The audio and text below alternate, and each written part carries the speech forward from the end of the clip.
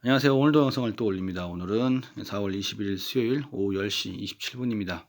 네, 보여서 매번 비슷하지요. 뭐 특별히 변한 게 없습니다. 30만 원 출금 아까 또 완료를 했고요. 거래 내용 이런 적이 꽤 있죠. 네, 뭐 위아래 계속 그냥 그 움직임 그대로입니다. 뭐 특별한 게 없어요. 어제 출금한 이후로 매수가 되고 쭉 매수가 되고 또 매도가 살짝 됐다가 다시 또 매수가 쭉 되고 매도가 되고 매수되고 또 매도되고 매수 매도 계속 반복입니다. 특별한 게 없습니다. 지금 비트코인은 6,940만 원 정도입니다. 근데 지금 도지코인은 뭐 390원 정도인데요. 오르기 꽤 있습니다. 뭐 메탈, 옵저버, 엔도룸 이래가지고 그동안 안 갔던 것들 위주로 해가지고 살짝 경마가 있었던 것 같습니다. 떨어진 것도 있는데 오르는 코인들 잘 타셔가지고 수익을 내셨길 바라겠습니다. 뭐 일반적인 경마 느낌이라서요.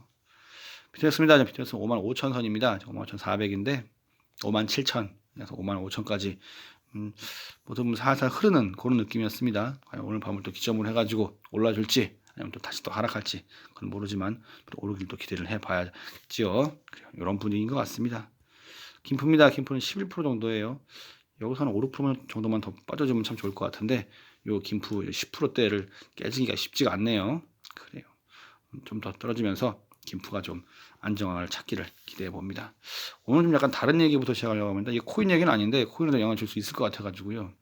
민주당에서 은행비 탕감법을 강행한다고 합니다. 이게 좀 상당히 웃기는 건데 이게 전부 다 반대하는데 이게 법안 통과가 이렇게 보인다고 합니다. 이게 지금 은행의 대출 원금을 감면해 주는 거죠. 이게 뭐 의도는 이해가 갑니다. 코로나 때문에 사람들 좀 많이 좀 어렵고 하니까. 근데 그걸 원금을 감면해주면 도덕적 해이가 좀 너무 심해지지 않을까라는 생각이 드는데 이게 괜찮은 건지 모르겠습니다. 근데 이게 통과될 확률이 크다고 하니까 참 할 말이 없네요. 그래요. 해외도 그렇고 뭐 이거를 그런 사례가 없다고 하고 그런데 서울, 부산에서 이제 아무래도 이제 이번 정권이 이제 여당이 지다 보니까 민심을 잡으려고 이러려고 하는 것 같은데 이게 솔직히 괜찮은 건지 모르겠습니다. 참. 이 대출을 원금을 탕감 주면 시장 경제 근간을 흔드는 것이다. 뭐 이런 얘기도 있고 위험하다 그 얘기를 합니다. 금융 시스템 망가진다 라는 얘기도 하고 있고 이런 사례는 해외에서도 없다라는 건데 과연 어떻게 될지 모르겠습니다. 이게 정말 대한민국으로 들어가는 건지 이럴 때에서 전 더더욱더 코인만 보게 되네요. 참 좀 그렇습니다. 그때 정부에서 한번 칼을 빼려고 하는 것 같아요. 더불어민주당 측에서 얘기를 하기를 이게 좀 너무 과열돼 있다. 정부의 강도 높은 대책이 필요하다라고 얘기를 한 것 같습니다. 박상계는 한 2가 될지 어떨지 모르겠습니다. 근데 그나마 조금 희망이 있는 건 지금 20, 30대가 많이 들어와 있으니까 근데 표가 무서워서라도 조금 더 그들을 감안한 그런 법이 생기지 않을까 해요. 일단은 뭐 솔직히 규제가 필요한 건 맞는 게 너무 지금 개판이에요.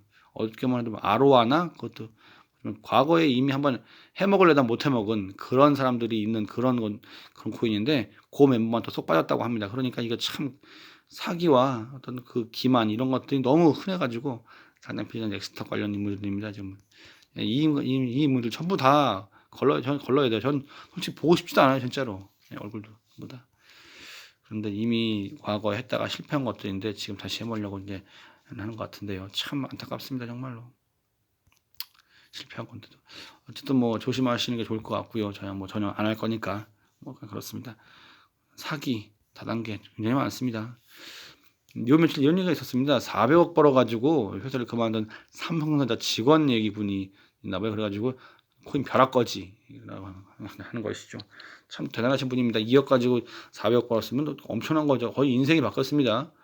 대대손손 먹었을 것 같은데 이런 사례가 몇 명이나 되겠습니까? 그렇죠. 이런 사람 한 명 나오면 100명, 1000명, 100명, 1000명이 손해를 봐야 됩니다. 근데 또 이렇게만 기사가 나오니까 좀 씁쓸한 건 사실인 것 같기도 해요. 물론 저 이제 코인을 하면서 전 손해보진 않았습니다만 그래도 심정이 이해가 됩니다. 어쨌든 이 가상화폐 1분기에 신규 투자자 63%가 이군 항복이라고 하니까 이분들 표가 무서워서라도 정치인들은 아마 조금 눈치를 볼 수밖에 없을 겁니다.